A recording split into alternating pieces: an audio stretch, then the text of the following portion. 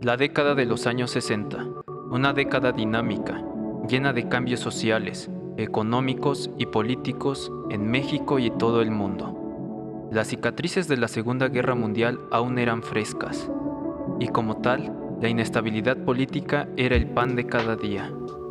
El mundo se encontraba en medio de la Guerra Fría, donde cada bloque hacía uso de todos sus medios para ejercer presión y concentrar poder en el mundo. Debido a esta inestabilidad, surgieron diversos movimientos sociales que buscaban realizar cambios en las estructuras políticas de sus países. Trabajadores, campesinos, estudiantes, todos estaban cansados de las condiciones en las que se encontraban y se levantaron para exigir una respuesta. Los diversos movimientos juveniles y estudiantiles tuvieron características específicas. Sus interacciones con grupos sociales, organizaciones y partidos políticos jugaron un papel importante en el devenir histórico de sus países. Todo ello en el contexto de la Guerra Fría, la influencia de la Revolución Cubana y de las luchas en Vietnam, así como las manifestaciones de la contracultura.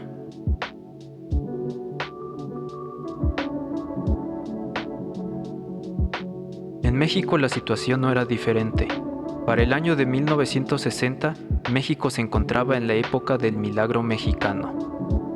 Fue resultado del crecimiento con estabilidad macroeconómica, baja inflación y un tipo de cambio estable, iniciado durante el gobierno de Adolfo Ruiz Cortines y consolidado en el periodo de Adolfo López Mateos. Era una época llena de crecimiento económico. La industria se transformó en el sector más dinámico y con mayor crecimiento del país. Gracias a esto se logró una buena estabilidad política, pero la riqueza estaba concentrada en pocas manos. El llamado milagro económico dependía del exterior. A pesar de los progresos económicos, la población continuaba fuertemente dividida, donde unos pocos acumulaban grandes ganancias y el resto no veía una mejora a su situación de pobreza y marginación. El gran crecimiento demográfico no hizo más que agravar la situación de desigualdad. En este periodo se registró una gran migración interna, desde el campo hacia la Ciudad de México. Llegaban en busca de una mejor calidad de vida, pero su situación simplemente cambiaba de ser campesinos a obreros, viviendo en las periferias de la Ciudad de México en los llamados cinturones de miseria. Como resultado de las pésimas condiciones laborales, la desigualdad y la corrupción, estallaron a lo largo del país numerosas manifestaciones para exigir una respuesta del gobierno y mejorar su situación laboral. Con la llegada al poder de Adolfo López Mateos, surgieron opiniones y descontento en los distintos sectores obreros, telegrafistas, ferrocarrileros y miembros del magisterio. Comenzaron manifestaciones para lograr el aumento de sus salarios y el mejoramiento de las condiciones laborales. En primera instancia, el gobierno de López Mateos entabló el diálogo y cumplió con las peticiones. Pese a esto, para mediados del mismo año surgieron más manifestaciones, llevadas a cabo por los trabajadores de Pemex, debido al aumento a las tarifas en el transporte público, lo que provocó que la sociedad en general se uniera a esta huelga. Como respuesta a las movilizaciones sociales, el gobierno declaró inexistente la huelga. Las empresas despidieron a muchos trabajadores y tras el fracaso de algunas pláticas, fueron aprehendidas no menos de 15,000 personas, que se hallaban reunidas en los locales sindicales en varias ciudades de la República. El gobierno actuó de forma opresiva y aplastó las protestas a lo largo del país. Se apresó al muralista David Alfaro Siqueiros, acusado de participar en un atentado. Militares con ropas civiles asesinaron en Morelos al líder campesino Rubén Jaramillo. El gobierno de López Mateos se distinguió por su popularidad con las masas, lo que disfrazaba el carácter represivo de su gestión. Comúnmente delegaba la responsabilidad de gobernar a su secretario de Gobernación, Gustavo Díaz Ordaz. a quien designaría como sucesor en el año 1964.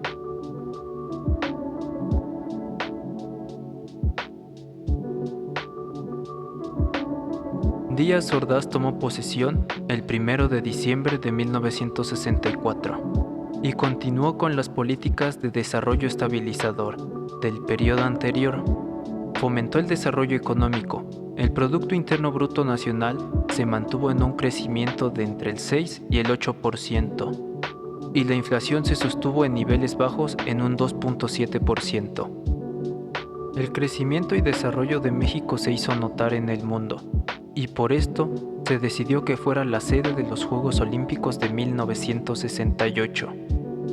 A pesar de la aparente bonanza económica, la situación social no mostró una mejora con respecto al periodo anterior. La desigualdad, la pobreza y la corrupción generaron inconformidad en la población, quienes retomaron las manifestaciones con más fuerza.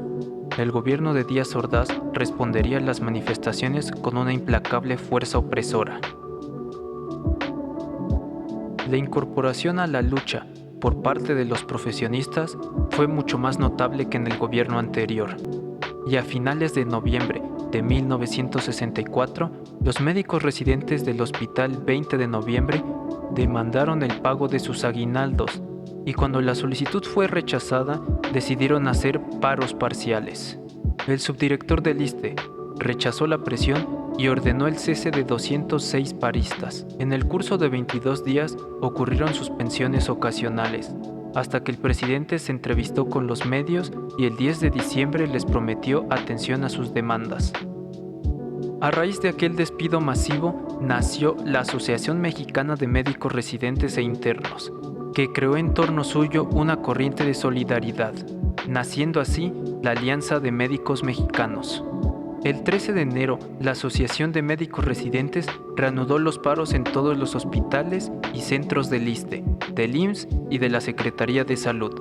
Como respuesta, el gobierno señaló a los médicos el 17 de mayo para que volvieran al trabajo. Al vencerse ese plazo, se levantaron actas por abandono del empleo en contra de los huelguistas. Las manifestaciones de trabajadores continuaron a lo largo del país, pero el gobierno respondió con una fuerza opresiva. Era común el uso de las Fuerzas Armadas para amedrentar a los huelguistas, así como el encarcelamiento de todos los dirigentes con penas de hasta 100 años en prisión. La posición anticomunista de Díaz Ordaz lo hizo culpar al Partido Comunista de instigar las revoluciones para inestabilizar al país de cara a las Olimpiadas. El conjunto de condiciones económicas, sociales y culturales que se dieron en la década de los años 60 se vieron expresadas en el movimiento social estudiantil de 1968. Un conflicto callejero entre estudiantes del Politécnico y la UNAM fue reprimido de forma implacable por las Fuerzas Armadas. Esto dio origen al surgimiento del gran movimiento estudiantil que cambiaría para siempre la historia de México.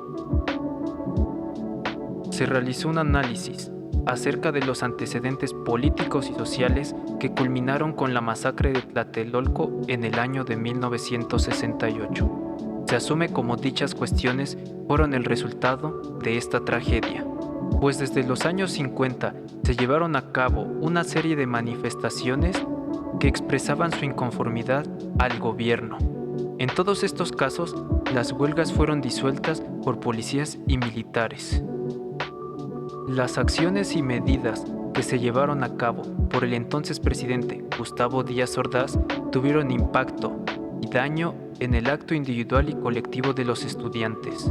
La respuesta represiva del Estado, con la entrada del ejército ante el movimiento estudiantil, demostró que en esa época existía un régimen autoritario y represivo que no respetaba los derechos humanos ni la libertad de expresión, contraria a la imagen de Estado moderno que quería dar el gobierno federal.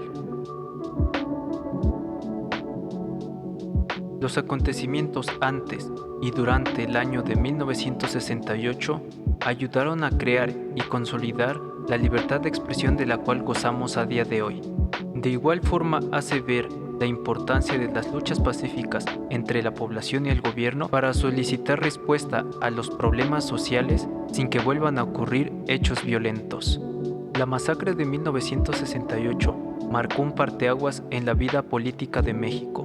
Generó una brecha entre el Estado paternalista y la sociedad, invisible a simple vista, pero presente. Influyó en el desarrollo de las nociones políticas y al mismo tiempo ayuda a explicar el contexto social actual.